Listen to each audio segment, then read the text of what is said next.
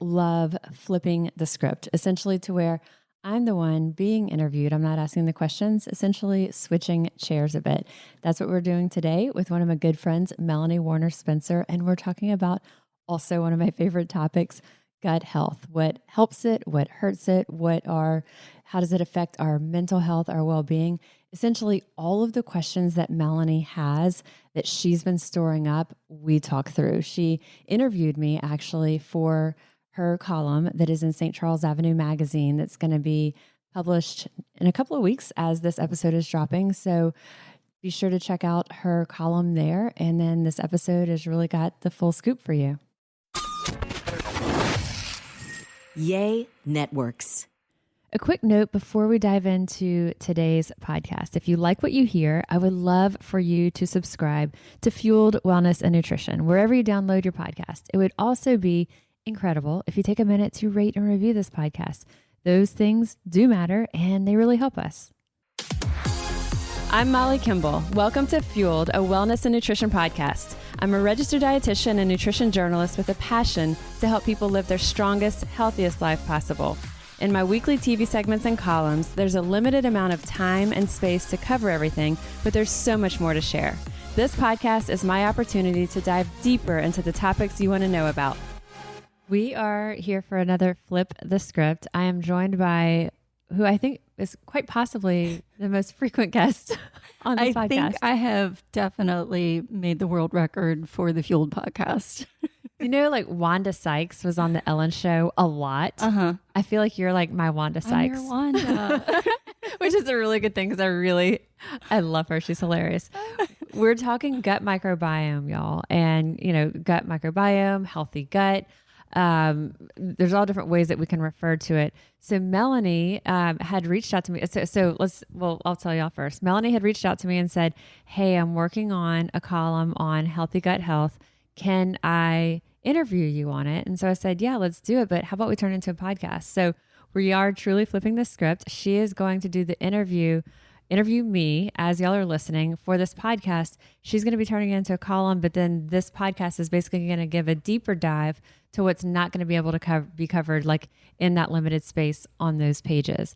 So first, Melanie, tell us a little bit about you for anyone who hasn't listened and our connection and your role. I am the editor of 4 regional publications, and I also contribute to several of the company's other publications. So my day job, if you will, is as the editor of New Orleans Homes, New Orleans Bride, Louisiana Life, and Acadiana Profile.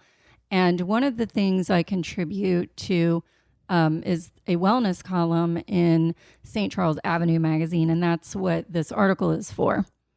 And in addition to that, you generously shared your time, your expertise as executive editor of Craft, the Eat Fit Guide to Zero Proof Cocktails. So this is the book that we had that published last fall, y'all, fall of 2022. And Melanie worked with Ethan and I. Ethan Skaggs is a bar expert here in New Orleans.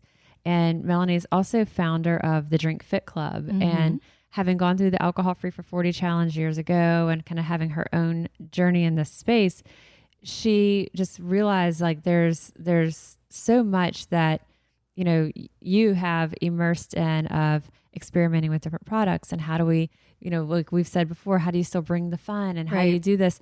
And so when we were writing Craft, I was like, hey, Melanie, we really need someone. We had a quick turnaround time. We needed someone to really help us kind of just make sure that we had the flow right, the words right, the energy of the book, and just be that the expert of editing and keeping us focused. And so thank you for that. You're welcome. I'm an expert cat wrangler. That's what nobody tells you about being an editor. and we were pretty decent cats, but we needed you. So the gut column, the gut health column that you're doing, where do you want to start? Well, let's start at the beginning. I think that a lot of us are suddenly hearing a lot about gut health everywhere, from the not so reputable as well as complementary and mainstream medicine sectors. Why now, and what is it, and why should we care? I was talking to somebody about gut health. We were doing a TV segment a few months ago, and the anchor who I was doing it with, she literally grabbed her belly and did the squeeze. You know how you show like it's right here and you like grab your gut. She's like, is this what we're talking about? Like, what do you mean? And I'm like, well, I mean, sort of, right. And it's interesting because we often use the term gut, and I don't know, you know, sometimes I'll say GI, gastrointestinal, but we digestion. Digestion. I kind of use the term digestion because one of my other side gigs, everyone in New Orleans, of course, has 5 side hustles. And one of mine, because I am fascinated with wellness and good health, is as an Ayurvedic nutrition counselor. And we don't have to go into Ayurveda because it's vast, but it is very concerned with digestion. And for listeners, I've already asked Melanie to join me for a whole separate podcast. And I cannot wait. So I'm not going to spoil alert any Ayurvedic stuff. Maybe one thing. That's it. I cannot wait for that. So on gut health, gut microbiome, when you think about, basically, if you think about gut microbes are sort of at the base of what we're talking about. And when we say microbes, what does that mean? Really, we can simplify it and say bacteria. Okay. Our gut bacteria, we often refer to them as microbes. It sounds a little bit better than bacteria. And we often refer to our entire kind of like the GI system, if you can like, you know, waving your hand around like the front of your belly. Imagine that as sort of like your core. And a lot of our digestion is happening kind of in that general space. And so these gut microbes, which are basically bacteria, collectively, we refer to them as our microbiome. Okay. And so when you're talking about bacteria, immediately, especially I think in the United States, we immediately think bacteria, ew, that's bad. Right. But it's not necessarily bad. Sometimes we refer to them as beneficial bugs. Okay. It's not a lot better, but okay. I'm putting it out there as if it is. I'm like, no, you're right. Bacteria doesn't sound good. Beneficial bugs. But we often will hear the phrase good and bad bacteria, sort of like you hear like good and bad cholesterol. And it's not so cut and dry, but when we do think of bacteria and we thinking about it, that there are, we can say good bacteria, bad bacteria, and they are so beneficial. They're doing such important and necessary things for our body. So I think the first time that people might really think about the healthy bacteria in your bellies is, you know, back when you were a kid, maybe if you took antibiotics. I remember my grandmother would be like, well, I need to make sure that I'm eating the carton of yogurt because I'm taking some antibiotics, and those antibiotics are going to kill off that good bacteria. So innately she knew that there was something she needed to do that had to do with her digestion, right, to replenish that. I mean, as a kid, it was, if you're taking antibiotics, you got to make sure you're eating yogurt every day that you're taking antibiotics. And so the first thing that a lot of people may think of those beneficial bacteria is regularity, you know, gastrointestinal regularity. If someone's constipated, if someone's bloated, if they have a lot of gas, if they have diarrhea, like all of those. Too much of it happening. Any of this. We think GI issues is originally what we related these beneficial bacteria to having an influence on. And for years, that was sort of just where it stayed. Like, you need probiotics for a healthy GI tract, for that regularity. And now over time, what we're seeing with science is yes, it is those GI issues that it affects, but it also seems to play a role with our weight and contributing to factors that can lead to obesity. It has an influence on our cardiovascular health, even our muscle mass, inflammation in our bodies, our mood. I was going to say, what about mental health? Mental health. So these things, like, there's so much that research is looking at. These are almost like the drivers. Like, they're sort of like I don't really know much about the infrastructure of computers, but I would say like they're sort of like the master like mainframe board or whatever you would call it inside of a computer. They're that board that is like driving. They're the drivers and kind of the very baseline infrastructure that is sending those messages out for the rest of our body in a very, very simple way. So the other thing about our gut microbiome is it is so new and it's so newly explored in all these spaces. So we can kind of break it through and talk about each of these a little bit more of the how or the why or what's known. But all of this research is really still in its infancy. Okay. And that's why I think some people, perhaps if you are sort of a wellness buff and you read a lot about health and fitness, then you might have started to hear a lot over the past couple of years about it. But I think still a lot of people haven't. And I think that's why, because we're still, especially in the West, learning so much in Western science about all of this. And that's why we haven't heard as much, because I think, obviously, especially as journalists writing about these things, we want to tread lightly. We don't want to make declarations, although I realize a lot of media does, for the headlines. But you don't want to make declarations about things that aren't proven, that don't have a lot of very far-reaching studies, broad studies about it. We'll talk some about, I think it's helpful to hear breaking down a little bit of, some of these correlations or these other areas that probiotic or our gut microbiome, these bacteria are linked to. But I think going back a little bit, when we look at what leads to that healthy gut microbiome, what leads to a healthier balance of the quote good bacteria, those beneficial bugs, it's also really healthy behaviors. Mm-hmm. And so by nature. Right. And we can talk a little bit about what leads to these. So if we're going to say, hey, let's really, choose foods and choose lifestyle, make these lifestyle choices that are going to support a healthy gut microbiome, it's not just if there's like some kind of out there, maybe a little bit of a, maybe there's not a lot of research on this, but it's also one of those things that it's also going to be beneficial in so many other ways. There's a healthy behavior that is healthy in so many ways, and also maybe in this way. Right. It may help with this kind of one-off, and we're not going to hang our hats on it. And, you wouldn't tell someone if they had, a serious condition. So when we look at like cardiovascular disease, like our gut microbiome can play a role in increasing or mitigating our risk for cardiovascular disease. And so you wouldn't tell someone, well, no, don't take, if a medication was needed, we're not going to say, well, you don't need a medication, just work on your gut microbiome, Right.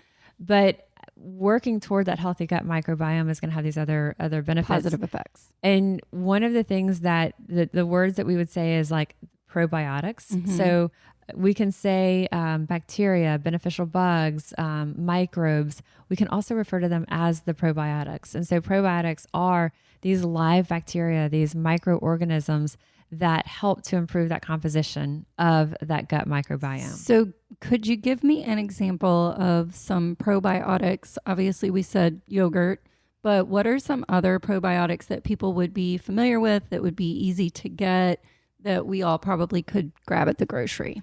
So yogurt is going to be one of your, just hands down, the most, I would say most widely available, ready, and it has different strains of probiotics that are in there.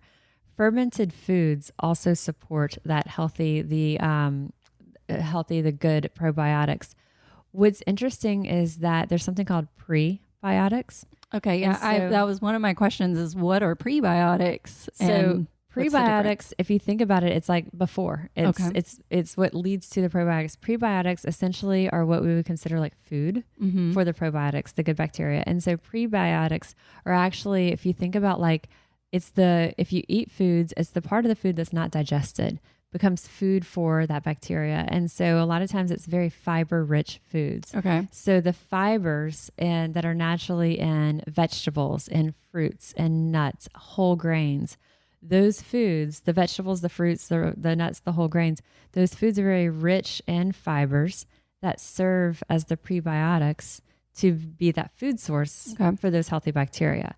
So when we look at what can I do to help boost a healthy gut microbiome, vegetables. Eat your veggies. Right. And not just fruit juices, but it's the fibers and those things. So you want to eat the apple with the skin on would be superior. Right. Without the skin, if you don't like it, you're still getting some fiber. But things like the potato skin, for example, would that be another example? Any of the edible parts of food that are higher fiber, I did an interview. It's been a couple of years, but there's an expert in the space. His name is Timothy Spector. And I did a 2-part interview. And so for our listeners on this podcast, I'll link to that so that you can hear it. He talks a lot about even the emerging science of gut microbiome. What he recommends is to aim for at least, I can't remember if it's 20 or 25, let's just say 20 to 25 species of plants daily is how he puts it. Oh, interesting. That's a lot more than I think most of us probably ingest in a day. Here's what I was thinking though, like guacamole, because guacamole is going to have mixing a lot of stuff. Yeah.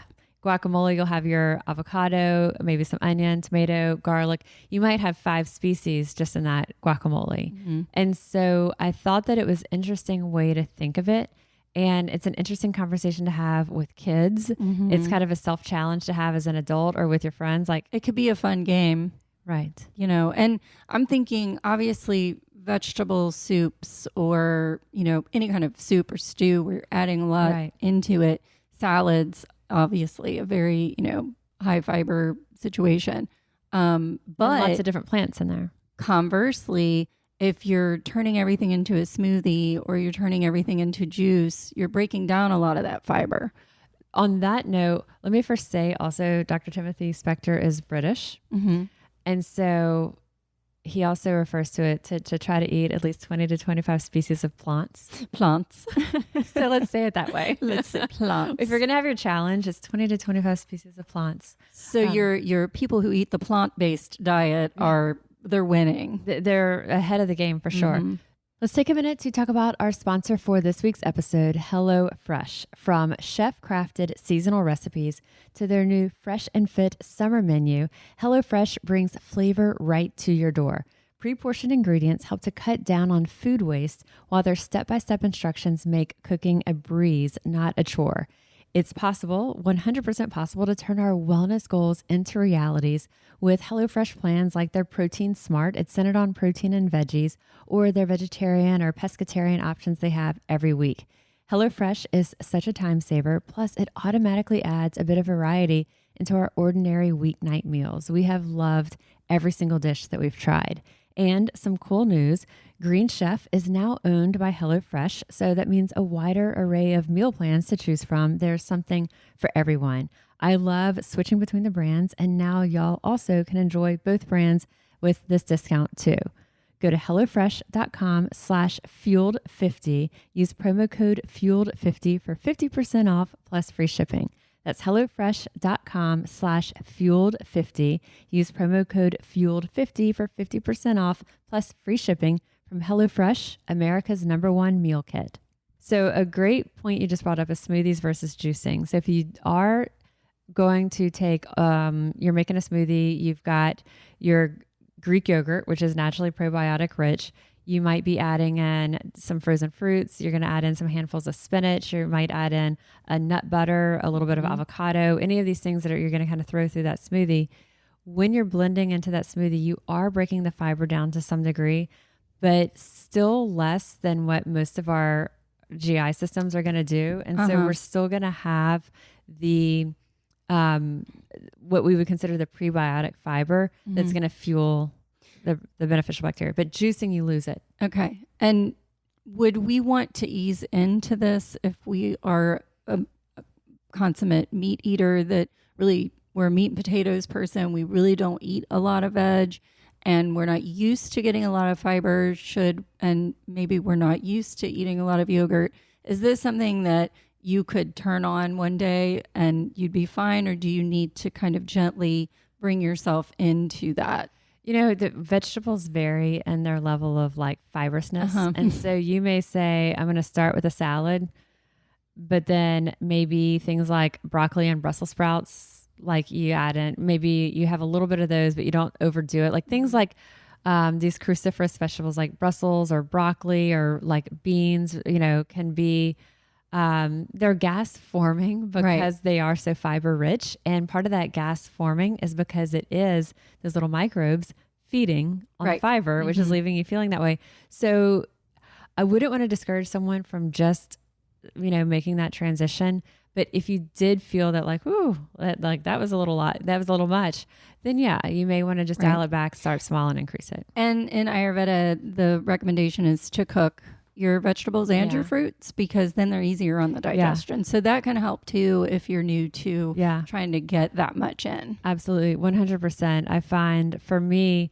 having IBS, irritable bowel, it is definitely better for me to have them cooked versus raw. And when you are juicing vegetables, you're still getting the nutrients of those vegetables. I do a fresh pressed vegetable juice every day because of the reasons we just said. I'm not able to eat such large amounts of vegetables. But when you're juicing, if you ever watch a vegetable being juiced, the liquid comes out that's got all the vitamins, minerals in there. But this white pulp comes out of the juicer that is the fiber. And so you're still going to have some benefit when you look at the gut microbiome from a fresh pressed vegetable juice, but not nearly as if you had it whole. Okay. So I guess that's good news for the people who love their juice. Don't stop juicing, but try to get it in other ways too. Right. It's sort of like a supplement. It's a little bit of an extra. Okay. So we've talked about gut microbiome and what is good for it. What hurts it? What are we doing to ourselves that we perhaps should either dial back or avoid, or maybe just moderate? The two things that I think we can across the board say they seem to have the most negative influence on our gut health. One is alcohol and the other is sugar. Okay. I knew you were going to say both of those. It's wild. I know. And no one wants to hear that, from doing the Drink Fit stuff and from the Craft Zero Proof Cocktail book. We learned so much about how alcohol really affects us in ways that we maybe didn't even realize. And, not to get up on a soapbox, but it's something that I think, much like the gut microbiome, we're still learning more than we, I think, ever knew, and also more than we ever wanted to accept. And it's all, when we look at some of the things that we talk about, like a healthy gut microbiome, one of the things, and I don't know, and I'm not sure that, science knows yet, but one of the things that we look at is when we have an imbalance or a poor gut health, that's linked to systemic inflammation. And what we mean when we say systemic inflammation is it's inflammation all through our body. So that can manifest itself in things like headaches. You see the visual puffiness. You may have headaches. It may be joint pain. Inflammation can manifest itself in so many ways. And so when we look at systemic inflammation that is correlated with poor gut health, that's something that we see so much with excess alcohol consumption. And so is that excess alcohol consumption, we know that it causes inflammation. Is it because of its effect on the gut microbiome to some degree? Is there a correlation there, or are there other ways? And there are other ways that it does, but it may also be because of the negative impact that it has there too. So again, it's one of those things that cutting down on your alcohol, going with the CDC guidelines, trying to be mindful about your drinking, it may probably help this gut microbiome. The studies are indicating that it does, but it will obviously have a lot of other benefits for you. And then the bonus is this gut microbiome. Right. And when we talk about gut microbiome and our mood, anxiety, all of these things, we see those same things with alcohol. And so how much of it is related, that is it alcohol having that impact in other ways, or having it because it's also affecting our gut microbiome, or is it a blend of both? So alcohol and sugar. And when we look at sugar, it's kind of the same thing. We see all these benefits when we trim back alcohol that are very similar to the benefits that we're talking about with healthy gut microbiome, and the same with sugar. So if we want to, someone who's being mindful of weight or excess weight, we would say, yes, let's dial back our intake of added sugars. And several things happen there. Hopefully when we dial back those sugars, we're putting in quality calories that are going to be those prebiotics that are going to be helping to fuel the good bacteria. But also on kind of the flip side, when we're looking at microbiome and obesity, it's really interesting that there's actually starting to be, there has been for a while, about 15 or so years now, maybe a little bit more, that I've been aware of, that there's actually studies on fecal transplants. Okay, you were telling me about this, and I really want to learn more about it because as weird and gross as it sounds, it also has a pretty incredible result at this stage. It's interesting because they'll scientists or researchers will take the microbes, and most of the studies have been in animals, but there have been people who have started to do fecal transplant in effort to lose weight. And it's showing promise in some people. And then in others, I think collectively the data is not showing that it's strong, which is probably why it hasn't really caught fire, because there hasn't been a big study that's showing like, yes, but gosh, just like help us if like a big study comes out that it is really effective. Everyone's going to want to do it. I mean, you know how it is. Like one thing shows effective and it just like catches fire. Back when people were starting to get bariatric surgery, you know, I would say was that in the 90s? Yeah. When that kind of first started being talked about in a widespread way.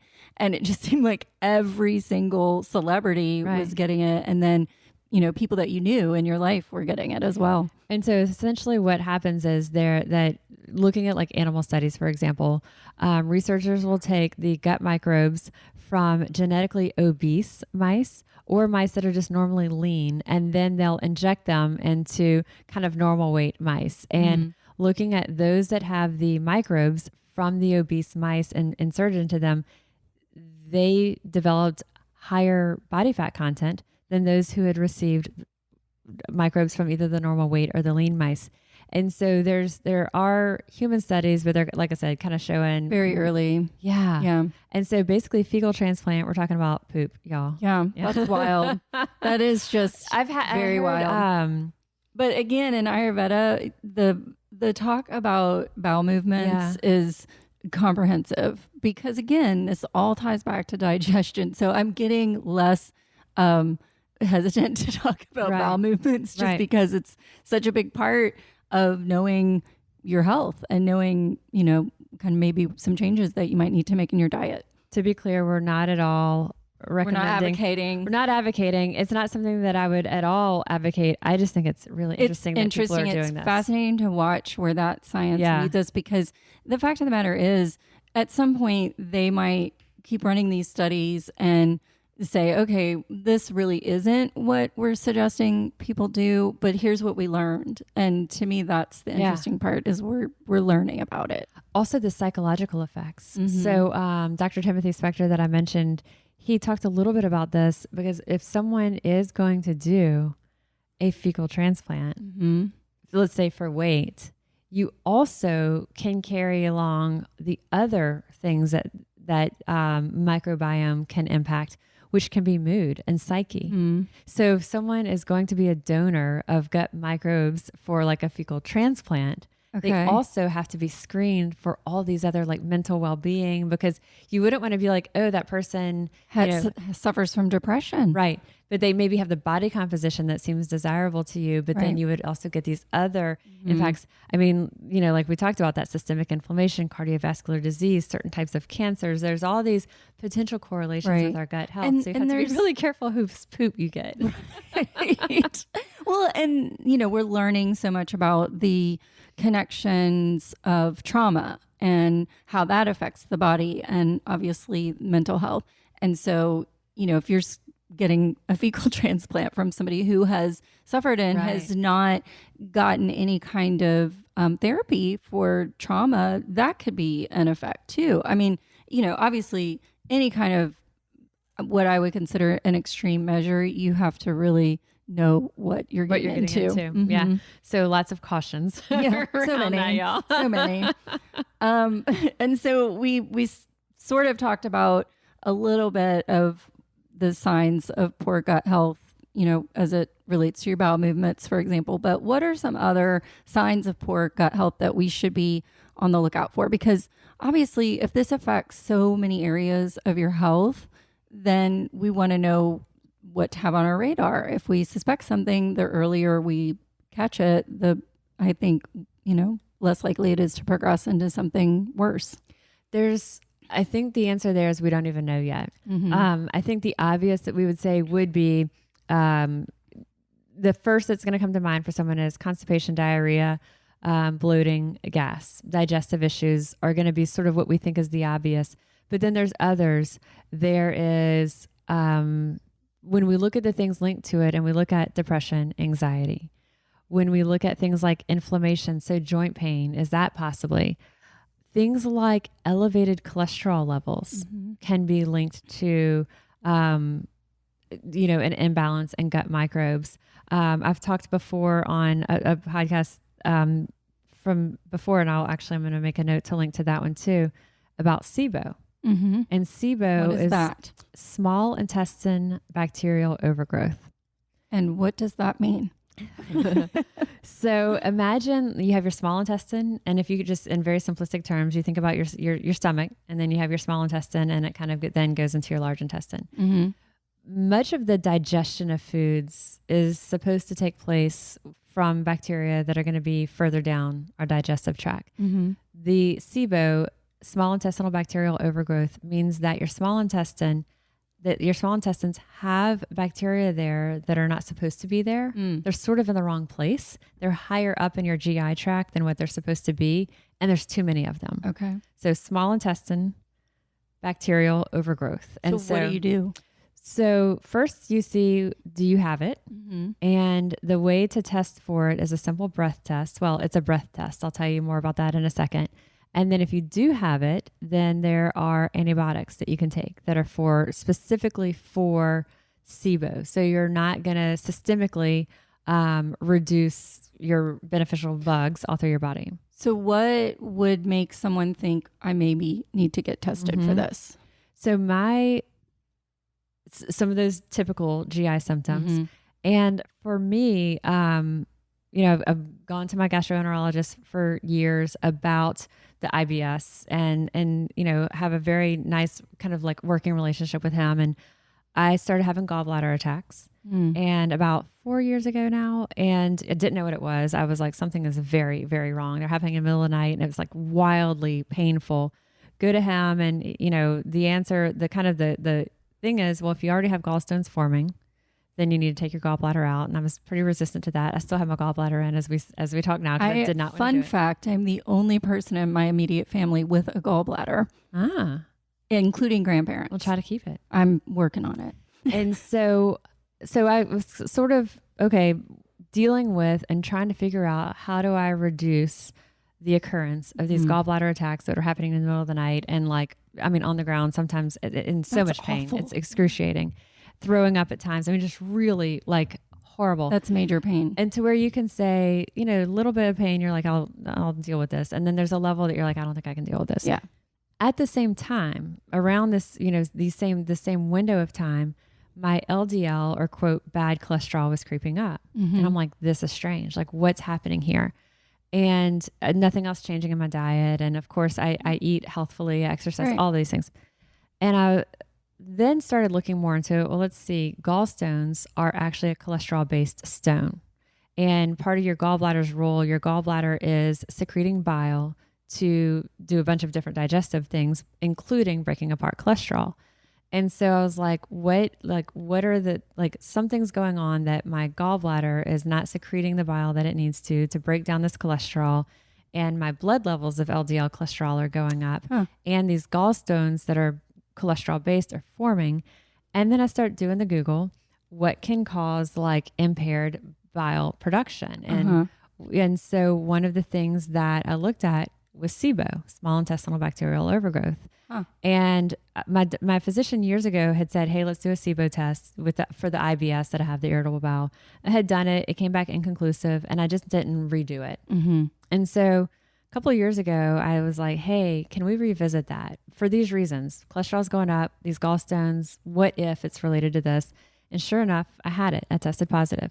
So it's a breath test. You drink this solution that's it's a special type of a sugar called lactulose. You drink a little bit of that. You breathe into these tubes at the very beginning, you drink that solution, and then every 15 minutes, little tubes, like test tubes, and then you cap them, you label them. And it's basically looking at what you're breathing out as to what your body is producing in response to this type of sugar. First, this sounds like science fiction. And so I believe it's a 12 or over is a positive diagnosis of SIBO, and mine was 28. And so I was able to start taking the antibiotic for this, which was not an easy task. There's some hoops that sometimes you'll have to go through to get approved for the antibiotic. So I'll link to the whole podcast that we did that talks a little bit more on that. It's not an easy task for someone who works for a hospital system. So for the rest of us, yeah, that's something to note. And so I go more into that there if for those who want to know on that.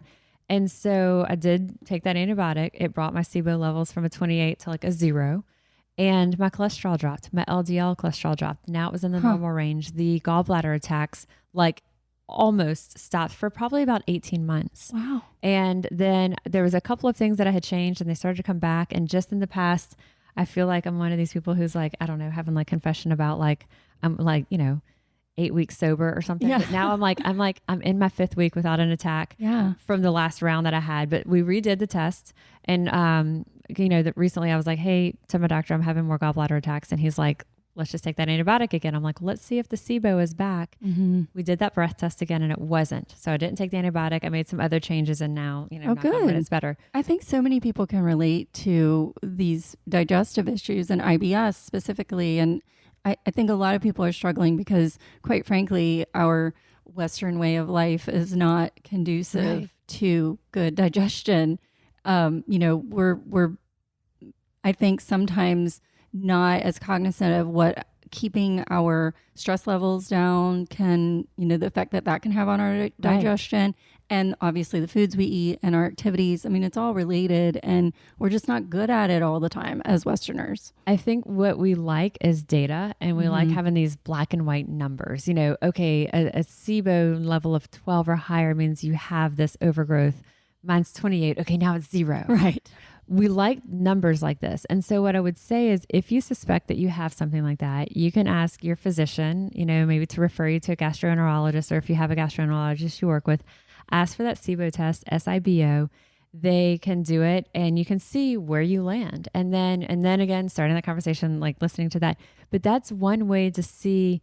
It's not going to tell the whole picture of your gut microbiome, but it's going to tell one aspect of it that does have evidence behind it to show that this is a valid test. It's another indicator. Right. And so then you can say, okay, you would take this antibiotic that helps to put that bacteria in a better space and kind of get rid of the bacteria from where they're not supposed to be. And then it's a note that, okay, well, I need to do better. I was going to say, you're sort of rebuilding in a way. And then let me do my yogurt. Let me do my my fermented foods, the things like miso or kombucha, pickles. Yeah. Let me add my fruits, my veggies, and these things in here to get more fiber. And it sort of can be like a little bit of a black and white that says, yes, there was an issue. We can give you this medication. I think it's like it's a very short round of the antibiotics. And then, okay, now it's up to you to try to like improve this and do better. But it kind of can help get you that extra edge to a nice starting point to then be able to do that. So something like SIBO is something you're doing through your physician. It's something that does have data. It does have evidence behind it. There's other microbiome tests. I find them informative. There's one called Zoe, and you'll hear Dr. Timothy Spector talking about it. And there are different ways that are looking at it. They're looking at different levels of specific microbes or strains of bacteria in our intestines. And that's one where there's still not a lot of science to say that these are definitively the good ones, or here's definitively what these bacteria, what the population of these should look like. But again, it can give you an idea of if you're in good health, if you're in poor health. And actually I did that Zoe test around the same time that SIBO for me was really high. And my results on the Zoe test were horrible. Oh, yeah. Really? Yeah. It'd be interesting for me to do it again now that I have that. Do it SIBO again. under control. And when we do the Ayurvedic, we'll talk about it. We'll talk about it. The gut microbiome tests that are kind of available to the public, to the layperson, they're not inexpensive. They have a pretty high price point. So I would say if you have the luxury of being able to afford that, and you can take that and you're doing it as a novelty and you want to just kind of see, there's nothing wrong with it. Something like SIBO would probably, for someone who has insurance, commercial insurance, typically if you're going in with gastrointestinal issues, it's likely that could be covered by insurance. Okay. Good to know. I know a lot of people are struggling, so this could be very helpful for them to hear. And, you sort of talked about, taking the antibiotics. Everybody wants a pill. Everybody wants a magic bullet. So I think the allure of the pro and prebiotic supplements is very strong. What do we need to know about those? Are they worth it? What's the difference between the two? What should we know about these supplements? So again, the prebiotics are just fiber, fancy fibers, fancy word for fiber. The probiotics would be the supplements you would take, but know that when you're taking that probiotic, you're only getting the strains that are in that of those bacteria. You're not getting the full broad spectrum. It's better to get it through your food. I'd like it to be through food. The other thing is, how long has that bottle or that product been on that shelf? So if you're going to do probiotics, I would say 100%, I would recommend the probiotics that are in the refrigerated section. There's some that are like little concentrated, almost like a kefir. Kefir. It's like a drinkable yogurt, super high concentration of probiotics. You can drink it like you would a drinkable yogurt, but they also have almost like little shots, and you'll see them brands like Good Belly and things like that. You can also buy capsules, like probiotic capsules that are still in the refrigerated section. So I'd say if you're going to do a capsule, buy it there. But don't hang your hat on that. Like, it's not just that. Also make sure that you're adding these other things in nutritionally. Right. And I would not buy a probiotic that is sitting in a bottle on a shelf unrefrigerated, because probiotics are live organisms. They're live good bacteria. So if it's been sitting in this amber colored jar for 18 months, probably not. Who even knows? Yeah. Right. Well, and just the supplement industry in general, not to vilify it, because I take vitamins, but we have to be careful. It's buyer beware, right? Because it's not regulated the way, our medications are, right, for better or worse. Exactly. And we have to make sure we're buying quality. Exactly. Yeah. Okay. A lot of people swear by things, and you sort of talked about kombucha, but things like apple cider vinegar. What should we know about things like kombucha and apple cider vinegar? Is there any validity to the apple cider vinegar thing, for example? On digestion, I take it every morning. I take it for, some other reasons besides just digestion. When we look at it, has kind of a buffering effect on the acidity of our body. It also has a stabilizing effect on our glucose levels. Is that because of the effect that it has on our gut microbiome? Well, now that we kind of know a little more, maybe so. And so I would say there's no harm in doing that. Yeah. And you just take a shot of apple cider vinegar every day? You don't want to just take a shot of it. It is really rough on your esophagus. So you'll want to do like an ounce or two. And your teeth enamel. Oh, that's true, because of the acidity. Yeah. So you'll do about an ounce or two and about 4 ounces of liquid. So I like to do kind of a ginger tea. Well, I do frozen cubes of ginger, which kind of give me that heating element, which we'll talk more about in the Ayurvedic episode that you and I do. But I do ginger. So I get a big quart of ginger juice. I freeze it into cubes. And so I have about probably a 1 ounce cube that goes into, I put hot water in that. I put like a cinnamon, kind of a cayenne tea in that little bag. And then I put the apple cider vinegar. Okay. And so now I also add creatine to that. It's like a little witch's brew. It is. It like if I had hair on my chest, it wouldn't be surprising, because each sip you take, every time you're like, whoo, whoo, whoo. Yeah. Like, you don't get used to it. And and I've been doing that for, I don't know, probably 15 years. Really? Maybe not 20, but a lot. Yeah. Trendsetter. Okay. And you mentioned kombucha, so that is a good one as a probiotic. It's one. Yeah. Yeah. So it's one that, if you love kombucha, have at it. Right. Exactly. Yeah. Okay. In a lot of wellness circles, including Ayurveda, it's recommended to sip warm or hot lemon water in the morning, which is said to help get the digestion moving and also your bowels. What are your thoughts on this practice and its relationship, if any, to gut health? I'd say why not? And also that opportunity to, if you're going to do like a warm lemon water in the morning, I would say take it a step further and put your apple cider vinegar in that. And then you've got the two birds there. Kill two birds. And then the vasodilation is why it's recommended in Ayurveda, because it keeps things moving so that you can have those daily bowel movements. And if you struggle with that, I'm telling you, a little hot water in the morning, a little warm water in the morning, it gets the job done with or without the lemon.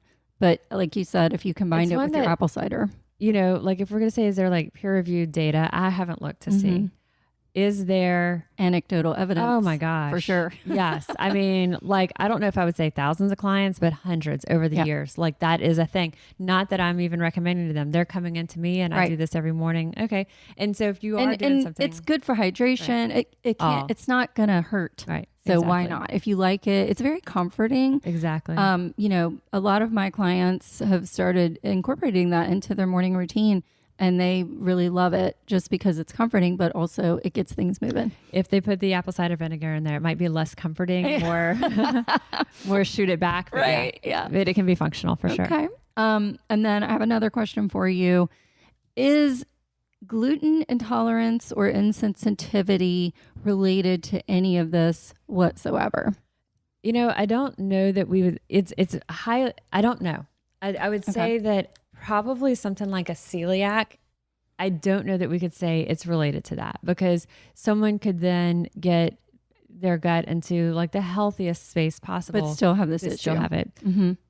When we talk about an insensitivity or an intolerance, it is definitely possible that an unhealthy gut space could cause that. When we look at like some of these things that we've been talking about, like if you have an unhealthy gut microbiome, one of the things that it's going to lead to is inflammation. Mm-hmm. And when we have like gut inflammation, that alone is part of when you're like the walls of your intestines are inflamed, that things are going to bother it. Well, there's actually like fine, tiny little hairs on the walls of our intestines that are helping us with digestion, mm-hmm. and in particular gluten.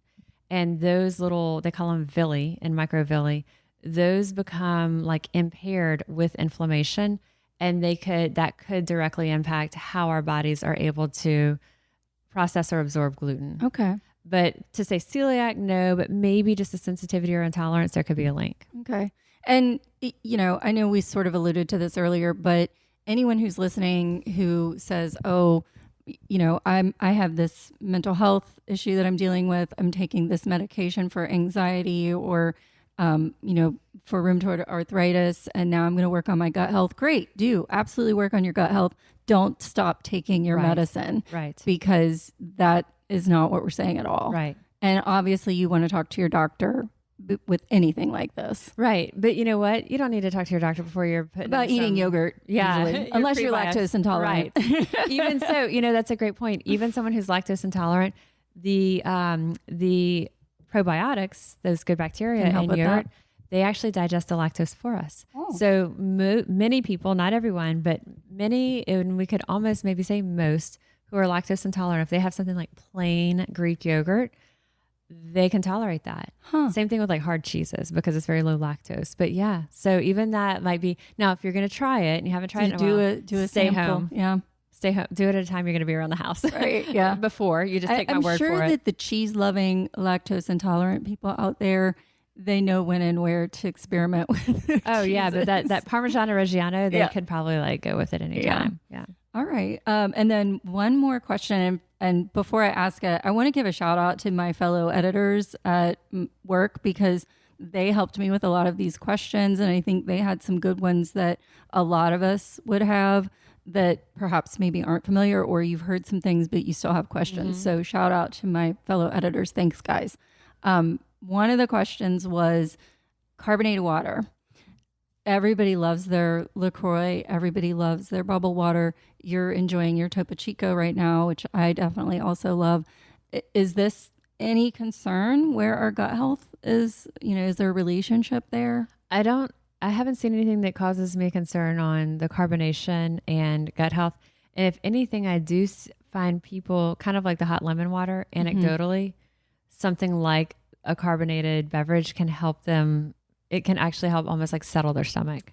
Oh, okay. Like that makes sense. Almost like my mom, I know this sounds terrible, but when I was a kid, if I had a tummy ache, she would make me a Coca-Cola with crushed ice. I'm not really a big soda drinker as an adult, but when I do kind of have an upset stomach, I kind of want a carbonated beverage, whether it's Coke or ginger ale. Obviously ginger helps with that. Yeah. But there was something to it Coke might not be the best option because hello sugar, but there's something to that, I think, for sure. Yeah, I think when we're talking healthy gut space, I wouldn't, and we talk about what helps, what hurts, I would put something like that as more of a neutral than others. A carbonated water specifically. Okay.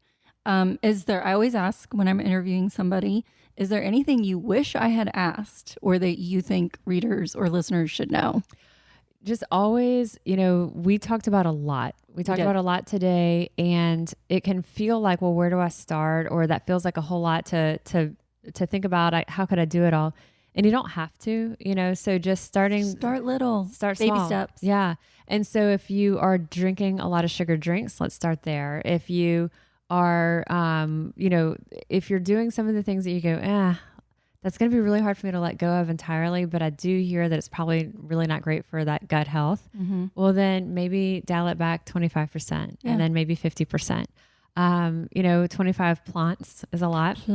And so count, how many are you doing today? I think a really good one, and this is what I try to suggest to, my clients for Ayurveda, is pick one thing. Yeah. And that one thing might be, I will eat something green, meaning a vegetable or a fruit, at every meal or incorporate it somehow. And if you do that, then all of a sudden at the end of the day, you've at least had fruit or vegetables 3, if not more times. So, or add 2 veggies to your dinner instead of just having 1. Or if you're making a smoothie every day anyway, go ahead and put in a few handfuls of spinach because it's going to change the color, but probably not the flavor so much. And so looking to see what are those little steps that you can do, and being mindful, I think, of the effect. So when you're trying something new like that, just pay attention to how you feel afterward. And I always tell people, if you're having really adverse effects, for example, I had a friend who was taking probiotic supplements, and she said she was just having these just terrible episodes, and it started when she started taking it, meaning she was really having to run to the bathroom a lot. Okay. And I said, stop taking that. And it's obviously maybe a little too much, and kind of start from scratch with something maybe a little less aggressive. And she did, and it worked itself out. And so, I mean, sometimes we think we're doing the good thing that we're supposed to be doing, and it's a little much. So I like the baby steps. Right. Yeah. And then realizing, like we said earlier, the research on this is emerging, it's evolving.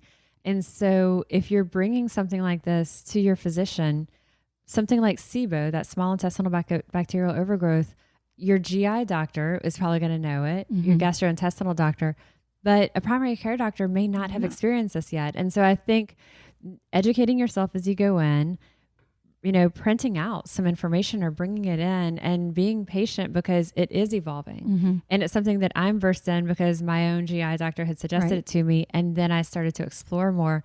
But I'll talk with a lot of physicians who are incredibly knowledgeable in so many spaces, but that's an area that maybe hasn't gotten onto their radar yet. Right. So it's something that, just understanding that it's not that the messaging keeps changing or that people don't know, but the messaging is evolving and research is growing, and it just takes time for sometimes everyone to catch up with where the research is. Right. And I think that's important to say, that science is science. It's always growing and evolving and changing, and that doesn't mean it's wrong. It just means maybe we learned something new, and now we're implementing it. Right. That the messaging that we heard or the advice we were given a decade ago was probably the best that we had at that point. And now we know more. Yeah.